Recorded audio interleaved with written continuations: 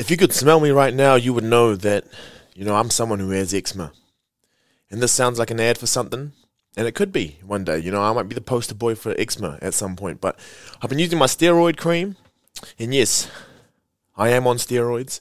Not the steroids you think. And for the longest time, everyone thought I was on steroids and used to spread these little rumors that I was on steroids just because of my body, but I just work hard. But yeah, the smell of the steroid cream, it's one of those things where if you have been through it before, or you've known what it smells like, every other kid knows that you are the one that's putting on the steroids for your eczema. It's just like when you knew someone had nits or something, or head lice or kutus. Because of you had that smell. It's kind of vinegary, and people used to put the nit shampoo in. But you don't notice that that's the smell of it until you become the kid with it, and then you have to use it, and then you smell it, and you're like, oh my gosh. I know 3 other people who have had to use the shampoo.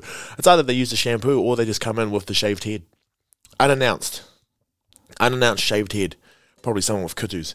And to be honest, we as kids were pretty damn mean, and we'd just be like, oh, that's blah, blah, blah, he's got kutus. Pretty rough. Anyway, how good is it to lay in the sun? Ugh, yeah. I just lay out in the sun today. So the sun is something that we don't see often. It's this big ball of fire, super gaseous. Maui and his brothers caught it once. But basically what it does is it just goes up and it puts a lot of light to the world. And basically, yeah, I just got out. I was lying in the sun and just really enjoying it, and just feeling it on my skin. It was nice to feel a warmth. It was nice to feel like, there was light coming in. It was probably what it feels like to be a plant, photosynthesizing, taking in that vitamin D to fight the vitamin depression, and just feeling like I'm alive, letting it go into my eyeballs, not looking at the sun, but feeling the light hit my retina, and just watching the clouds go by and just seeing a really, really blue sky. And it was nice to see, just a straight blue sky, and just, the trees around my house, they still don't have the flowers blooming yet, we're still in winter, we're not quite in the springtime, but this is where I start to feel like, life comes back into the world. We go through that darkness, which is winter, which, to be honest, for me has been really, really difficult. A lot of people talk about seasonal depression, and I just think, not having so much sun and actually being cold a lot of the time, it'll make anyone angry, I'm cold. Like, how are you meant to be happy when you're always just like, So anyway, it was good to feel some warmth today. It's good to not have to wear a big jacket over everything that I wear. It's good to just, feel like we are coming into something else. And who knows, it's one of those, we live in one of those places where you can literally have the best weekend ever, and then it's just shits for the rest of the week. So I'll just take what I can. And I'm super grateful to have got that little bit of sun today, because, yeah, I just feel like it's really put me in a good mood. And it's weirdly relaxing. Like, it helped me to relax a little bit more today because I felt like I had so many things to do, but lying in the sun and getting that sun exposure actually just reminded me, no, you can take it slow. This is something you don't get often, so make the most of it. So I did, and that was great. Right, so just to add, because some of you have been messaging me saying, hey, it's really cool when you bring up the things that piss you off, because it's something that we can be aware of, but it's also something that it's the part where people listen to it and they're like, oh man, I know exactly that feeling. But so when people say that nothing is wrong, even though you can feel in their essence that something is wrong, I'm just going to leave it there, because there are so many times where you can feel like something's off and you're like, hey, what's the matter? Just talk to me. And they're like, no, it's nothing. And then you're either in one state where you're just like, okay, I'll leave it because it is nothing. But then you leave it and then they're like, oh my God, couldn't you tell that there was something wrong? Oh my gosh. What am I, a mind reader? And then number 2 is that you're just like, you're pressing it because you're like, no, there's definitely something wrong. And they keep saying nothing. And then they come out and just be like, oh yeah, it's just that you did this. Or, oh yeah, just like this happened. Just say what's on your mind, all right? It's like we always said at the very, very beginning. Not at the very, very beginning. Very beginning of what? The Bible? I don't know. But when you were told as a child, tell the truth now, because if we find out that you are lying, it'll be way worse later off. So when they come out later saying, oh yeah, but this is what happened, you get so frustrated because you're like, I knew something was wrong. And so anyway, that is something. If something is definitely bothering you, you can say, yes, something is bothering me, but I don't want to talk about it right now. Or if nothing is bothering you, just say, no, it's fine. Like, there's actually nothing wrong. Sorry if I made you feel that way. You don't even have to say sorry if I made you feel that way, but just being like, yeah, no, it's just miscommunication or something going on like that. Because there is nothing more annoying than saying something's not wrong, knowing something is wrong, and then not dealing with it, and then everyone just getting really, really mad at each other. When we could just stomp it right there. Anyway, back to the episode. It's good to be here. It's been great to be here the last couple of weeks, and I was meant to have a guest in today. She texted me this morning and said that she had to work later this evening, so we've moved that to next week. So I will share that on the Instagram and on the Facebook for anyone who has any questions for her. It'd be really, really cool to have some questions from you guys to put forward to her, because then that will give us some more content and you can get the most out of our guests that we have on. But just to the people who have been coming up to me, you know, and just saying that they're fans of the podcast, listening to the podcast. I had Ali last night. I had a guy named Cam come up to me. You know, people I don't know, and people that are listening to the podcast saying that they love what I'm doing, and just saying it's really cool to have someone who's so honest come on here. I'm just honest because that's the only way I know how to be, and having that sort of feedback, you know, makes me feel like, yeah, cool, we're doing a good job, and I do think we're doing a really, really good job, and you know, having the small number of listeners that we have, you know, staying every single week and knowing that you're getting something out of this, that's all I can ask for. And I don't really, you know, I don't need this to be the hugest podcast of all time. It's pretty big as it is. But yeah, I mean, if it grows, it grows. If not, you know, at least I have a group of organic and interactive, I guess, listeners that we have. Cool. So I'm just going to do a quick update. So basically, I hope you take something away from my learning. So as I learn, you'll learn. And I'll try to dissect things as much as possible, but I want to make this nice and quick because I didn't really prep for anything because I thought we were going to have the guest. But, you know, sometimes you just have to make do with what you got. And I always have an eventful week, and that's a really cool time to just reflect. Like, I think we get to the end of the week, and a lot of time people will be like, I didn't get up to much. But if you properly reflect and look at what you have done, we can achieve quite a bit. And there are a lot of lessons that we go through. And then unless we do reflect on it, you know, life just passes you by. And that's not the one. But I played for the Otago Islanders on the weekend, which is pretty cool. Like, it's a team that got together, you know, kind of at the business end of things, in terms of the, you know, representative duties, so people who go on to play for their provinces. And obviously I'm not one of those people who can play for them. I'm not good enough, and I haven't been playing rugby long enough. But we have an Otago Islanders team, so all the teams from all players within Otago who, you know, come from some sort of Pacific island. And a Pacific island is one island there's like over 22 countries, national territories, who all have their unique languages, customs, traditions, and they all, you know, they all fall under this umbrella called the Pacific. The Pacific Islands are not one ethnicity. The Pacific Islands are a grouping of a bunch of islands, like I said, but from Micronesia, Polynesia, and Melanesia. So Pacific becomes the term, I guess, used in New Zealand, who group a bunch of those different territories together.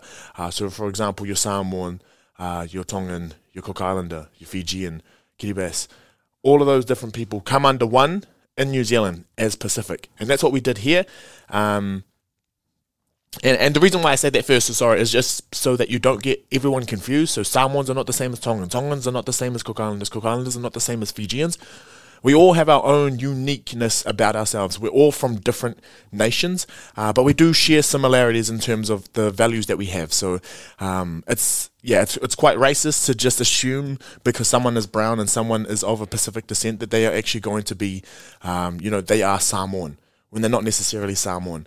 So that's just maybe one lesson that you take away from today, is that we all have our uniqueness. But the thing that binds us together, and I think it's just our respect for one another, and it's just the way that we actually love our cultures, the way that we do, and we're happy to share our identity with other people, and we're proud of our identity as well. So it was an absolute honor to be able to play, you know, for the Otago Pacific Islanders team, and be able to represent myself as a Cook Islander down here in Otago and play a bit of footy. I got a little bit of game time. I actually didn't think I was going to play at all. So getting any game time was a bloody bonus. and we played against the Otago development team. We had pretty much 2 trainings.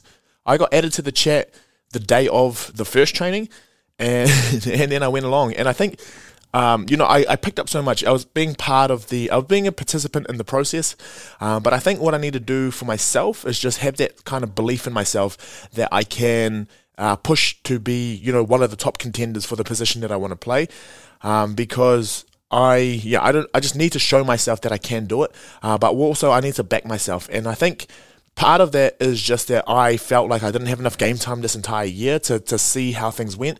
But in terms of my natural ability and in terms of how much that I actually put into playing the sport, like a lot of the extra days where I am training, a lot of the extra days where I'm going out and doing throwing, and I'm doing skills training a lot of the time to make myself better, because I didn't implement it into the game, I found it hard, or I found it difficult to, put my hand up and say, yeah, I can play this position if I need to. And it wasn't until one of the trainings where they just said, are there any hookers? And I just said, yeah, I'll throw if I have to. And I started swapping in rather than just putting myself on the line. And they're like, we need to switch the hooker up. I should have just ran right to the front and just been like, yep, I'm here. Like, I should have owned that. I should have really held that space. If I wanted to be there, I needed to be that person rather than waiting for someone to give me the opportunity to get there. I need to, be that one pushing for that spot.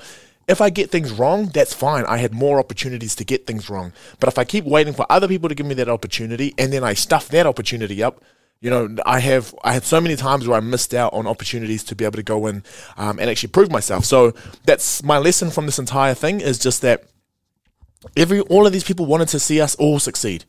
Every single player they wanted to see develop.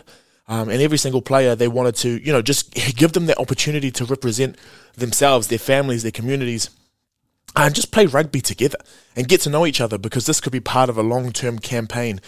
So they're not going to know how good you are until you actually, get some reps in, until you're on the saddle riding.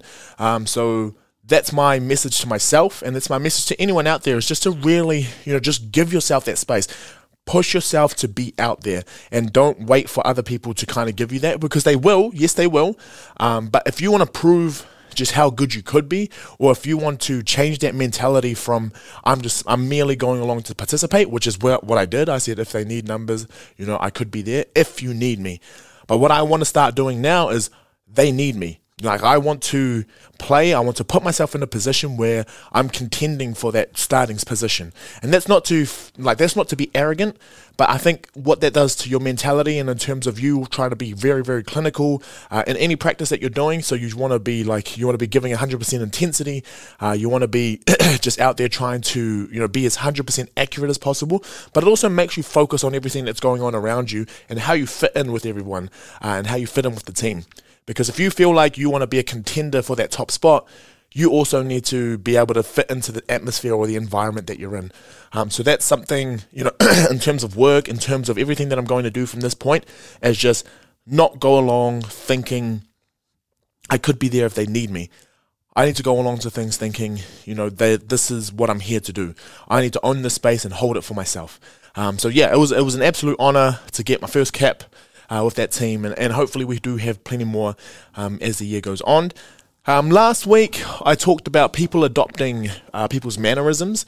So in terms of people, learning from different things and how your environment is going to shape a lot of how you are. I think we model our behavior based off people that we really respect.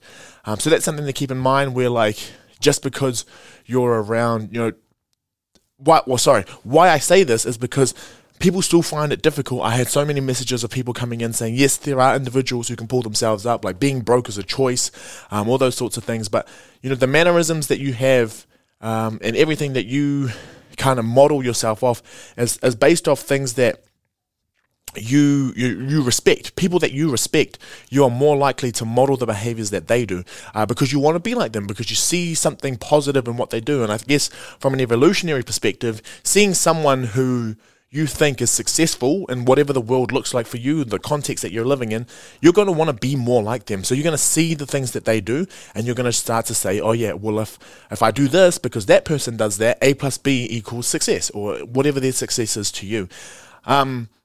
So that's for people who you respect, but then there are also people who, you don't respect so much, and, they could be doing all these different things, but that's kind of a signal to you of what not to be like. The only problem is if you don't have those role models that you see as successful, like you're not exposed to that and all the different behaviors around you, like just your seniors who, they display qualities that you like, but maybe they partake in behaviors that aren't necessarily good for you.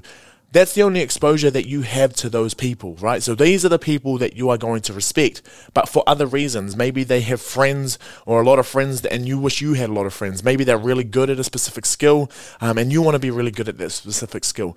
But if their regular behavior or dietary patterns or smoking, drinking, all those different patterns, if that's what they are more often likely to do, and they are the people that you respect, you're going to model your behaviors off that. And unfortunately, in some of the positions or in some of the areas, the lower socioeconomic areas, those are the only role models that these people have. And that's why a lot of lower SES areas try to use like sports stars who made it out as their heroes, because they want to showcase, or they want to show role models of, or they want to model good behaviors of people who have done tremendous things. So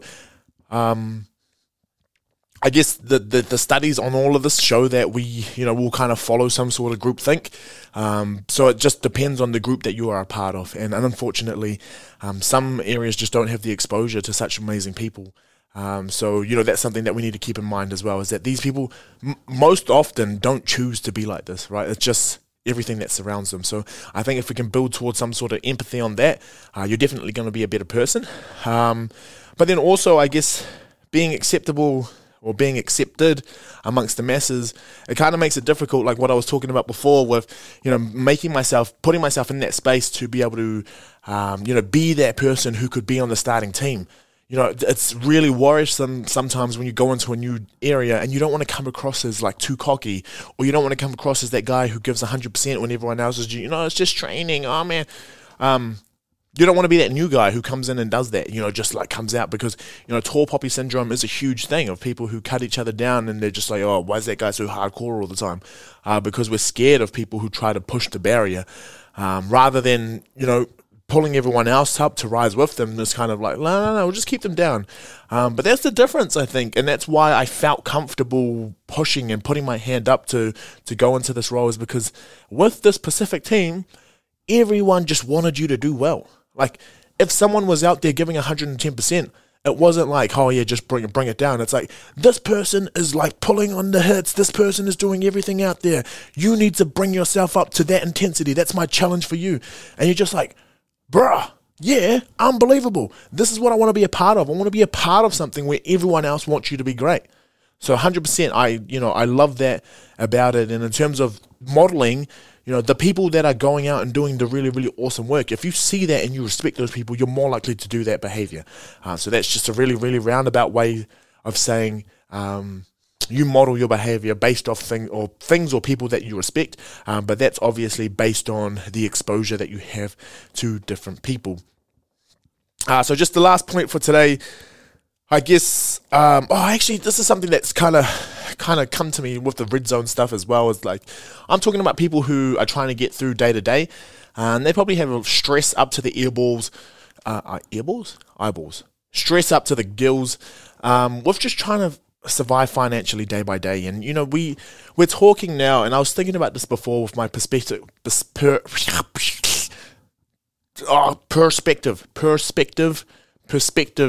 chat with my therapist, and just talking about how I have all this time to reflect. I have all this time to meditate if I want to, listen to music, and take time off work if I have to. Like, it kind of got to the point where I was thinking about taking a bit of a break from work, or just getting away for a little bit.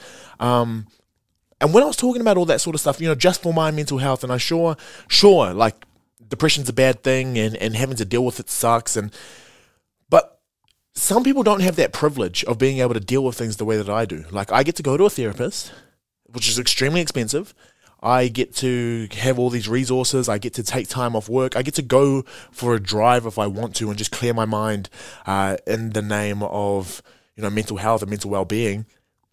And all these people who financially, they live in worse off situations than I do. and they're just super grateful to make it through the day.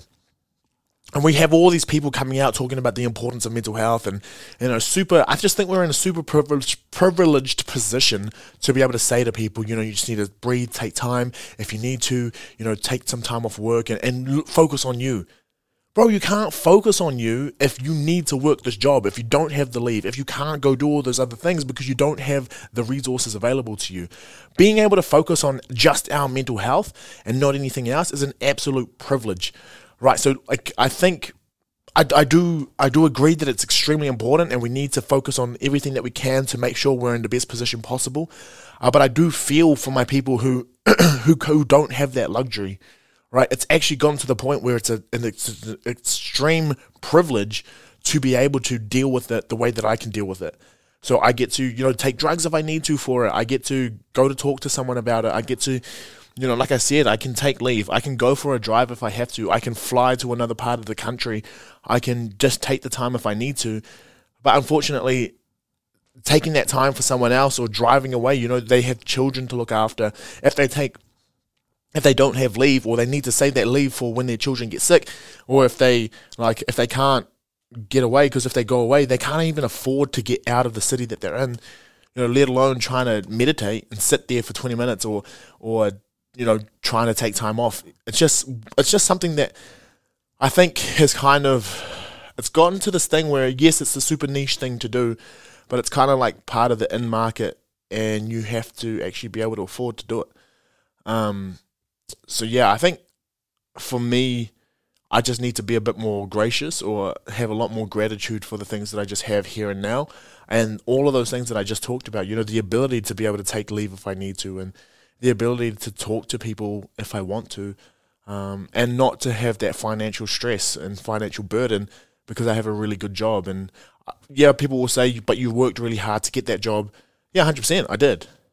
100%. You don't just go get a PhD just to work a really random job, but get into research and have the privilege to study and learn all the time and be just getting an education for the rest of my life. I'm super grateful for all of those different things, and I think I got to the point where I was so, I was so like, life's hard, all that sort of stuff, but life for me is filled with all the things that I love doing. I love researching. I love learning different things. I love meeting important people. I love being able to share my gifts with other people so that they can, live a better life. And that doesn't just come down to meditation. So yeah, I just need to rethink my ways around that. And I just feel like, it's great that we have these people giving tips on how to deal with your mental health and all that sort of stuff, but I do feel like a lot of it comes from an extremely privileged position. For a lot of my family, for a lot of the people that I grew up with, we don't have that luxury, and I'm just lucky enough to have that. So as always, I'm grateful to have my working body, even though it's slower than it used to be. It's a bit more worse for wear. I'm extremely happy or grateful that I have it, and it can get me to do these amazing things. And I have a really, really intelligent mind that just doesn't ever shut off. But if it wasn't for that mind, I wouldn't be where I am now. I wouldn't have had a PhD. I wouldn't have had the curiosity at 23 years old to start a PhD. And I have small calves, but I got that huge ass. I've got that. I'm blessed with the hugest ass that I can remember, and I'm gonna get it bigger. Yeah. It's going to be huge. So anyway, a bit all over the place, but I hope you can take something from that. A lot of the thoughts were very incomplete, but I think we need to start thinking a little bit more about those things. But yeah, thank you for tuning in. Thank you for listening again. It's good to be here as always. I'm super grateful for all of the listeners that are here, and I'm just grateful to be alive. And I love you all, and I love all the experiences that I'm continuing to get from this. So yeah, stay real. I love you so much. And I always appreciate the time that you all give me. So yeah, stay real. Message me if you need anything. Love you.